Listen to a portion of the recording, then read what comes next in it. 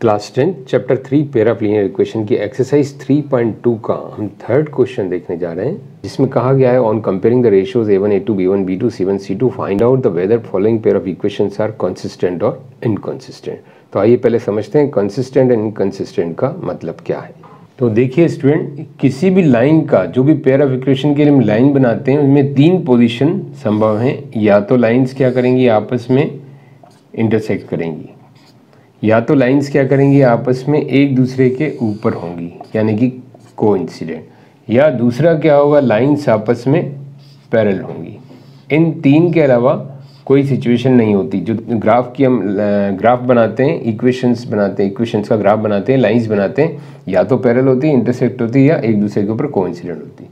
तो जो आपस में रिलेटेड हैं, रिलेटेड मतलब या तो वो इंटरसेक्ट कर रही है या तो वो कोइंसिडेंट है, आपस में वो रिलेटेड है, तो इसका मतलब क्या है, वो कंसिस्टेंट। ये कंसिस्टेंट है, ये कंसिस्टेंट है। अब ये क्या है, आपस में रिलेटेड नहीं है, साथ में है लेकिन आपस में टच नहीं है, इनका आपस में टच नहीं कर रहे हैं किसी भी स्थिति में, तो ये इनकंसिस्टेंट है। तो यहाँ ये मतलब क्लियर हो गया कि कंसिस्टेंट एंड इनकंसिस्टेंट क्या होता है। और इनके लिए कंडीशंस क्या है स्टूडेंट, ये भी हम समझ रहे हैं। इंटरसेक्ट के लिए कंडीशंस क्या है, जो हमने पिछले क्वेश्चन में देखा था, a1/a2 नॉट b1/b2। मतलब अगर जो पेयर ऑफ लीनियर इक्वेशन है standard a1 a2 b1 b2 के फॉर्म में c1 c2 के, तो उसमें a1 a2 और b1 b2 रेशियो कंपेयर करें तो नॉट इक्वल आएगा, मतलब वो लाइन इंटरसेक्ट कर रही है। उसको हम, या दूसरे शब्दों में हम थ्योरेटिकली क्या बोलेंगे, अगर यहाँ ज्योमेट्रिकली हम नहीं दिखाएं तो थ्योरेटिकली आप बोलेंगे कंसिस्टेंट। तो ये भी कंसिस्टेंट की कंडीशन है। और एक दूसरी है a1 a2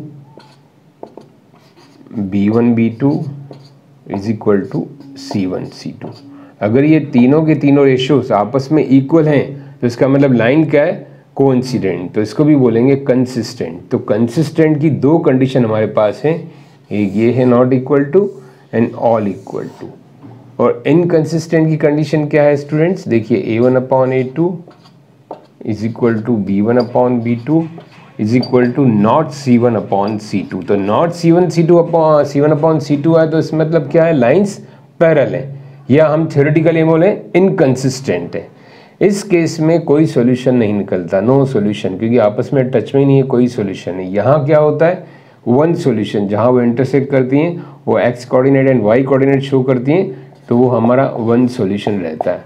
और इस केस में क्या रहता है, मेनी सॉल्यूशन, क्योंकि these are touching at the so many points, तो अलग अलग पॉइंट्स पे टच कर रही हैं और ये इनफाइनाइट हैं, तो इसमें हम बोल सकते हैं इनफाइनाइट सॉल्यूशंस। अब आइए क्वेश्चंस को हम सॉल्व करते हैं।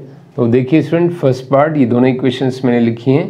पहले इसको स्टैंडर्ड फॉर्म में लाएं। स्टैंडर्ड फॉर्म क्या है, देखिए 3x + 2y एंड 5 को इधर करें, -5 इज इक्वल टू 0, और ये हो जाएगा 2x - 3y - 7 is equal to 0। तो इस तरह के क्वेश्चंस जब होते हैं, ये कंपेयर करना होता है स्टैंडर्ड फॉर्म में लाएं एक ही तरह में। अब हम कंपेयर करें इसको, a1x b1y + c1 is equal to 0 से, x का कोफिशिएंट, y का कोफिशिएंट एंड ये कांस्टेंट। और यहाँ पर हम लिख देते हैं a2x + b2y + c2 is equal to 0। अब हम रेशियोज कंपेयर करें तो a1/a2 इज इक्वल टू क्या होगा, a का मतलब x का कोफिशिएंट 3 और यहाँ x का कोफिशिएंट 2, तो दिस इज 3/2। b1/b2, b1 मतलब y का कोफिशिएंट 2 और यहाँ y का कोफिशिएंट -3, c1/c2 -5 एंड -7, जो कि हो जाएगा ये 5/7। अब देखिए स्टूडेंट, यहीं पर हमारा क्लियर हो गया, a1 a2 b1 b2 equal नहीं है, तो यहाँ हम लिख सकते हैं since a1/a2 is not equal to b1/b2। तो व्हाट डज इट मीन, ये लाइंस क्या करेंगी, इंटरसेक्ट करेंगी। तो हमको यहाँ ज्योमेट्रिकली नहीं बताना इंटरसेक्ट करेंगी, हमें क्या बताना है, कंसिस्टेंट या इनकंसिस्टेंट। तो लाइन आपस में रिलेटेड है तो हम क्या लिखेंगे, कंसिस्टेंट। तो लाइन आपस में क्या होंगी, कंसिस्टेंट, मतलब कोई ना कोई कंसिस्टेंसी है, किसी न किसी तरह से आपस में लाइंस टच में है। नाउ स्टूडेंट सेकंड पार्ट, इसको भी हम पहले स्टैंडर्ड करें, 2x - 3y - 8 is equal to 0, और इसको भी इस तरफ लाएं कांस्टेंट को, तो 4x - 6y minus 9 is equal to 0। अब मैं यहाँ डायरेक्ट कंपेयर कर रहा हूँ, आप समझ गए होंगे A1 A2 B1 B2, मैं पहले क्वेश्चन में आपको बता दिया। तो A1 अपॉन A2 हम निकालें, मतलब x के coefficient 2 upon 4। Now B1 upon B2 ये हम निकालें माइनस 3 अपॉन माइनस 6।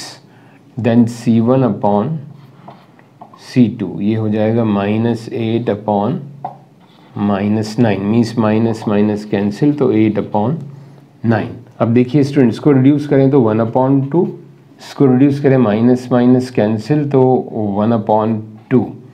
तो मीन्स क्या हो रहा है यहाँ, A1 अपॉन A2 जो हमें रिजल्ट मिल रहा है वो क्या मिल रहा है, A1 upon A2 is equal to B1 upon B2 but not equal to C1 upon C2। ये दो तो आपस में इक्वल हैं, A1 A2 B1 B2 देखिए, बट C1 अपॉन C2 इनके इक्वल नहीं है। तो इसका मतलब क्या हुआ कि जो लाइन्स हैं आपस में वो क्या हैं, पैरेलल हैं। पैरेलल है मीन्स हमें ये नहीं शो करना है, बट यहाँ समझना है कि ये पैरेलल है, तो इसका मतलब क्या, वो आपस में कंसिस्टेंसी नहीं है, तो inconsistent.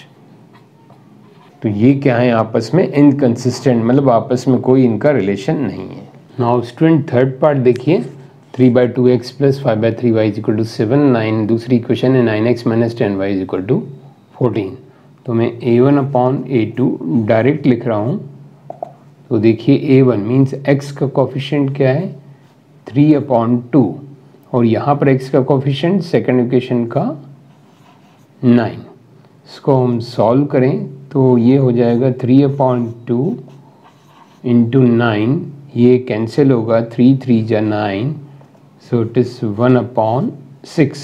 Now B1 upon B2 हम चेक करें तो देखिए यानी y का coefficient B1 upon B2, y का कोफिशिएंट है यहाँ पर 5 अपॉन 3 और यहाँ पर है माइनस 10 जो सेकंड इक्वेशन का। इसको हम सॉल्व करें, सिंप्लीफाई करें, 5 अपॉन 3 माइनस 10 कैंसिल होके 5 2 जा, बट ये माइनस है तो दिस इज माइनस 1/6।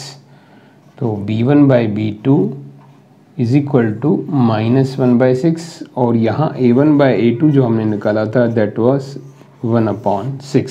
तो यहाँ कंक्लूजन क्या निकलता है student, A1 upon A2 is not equal to B1 upon B2।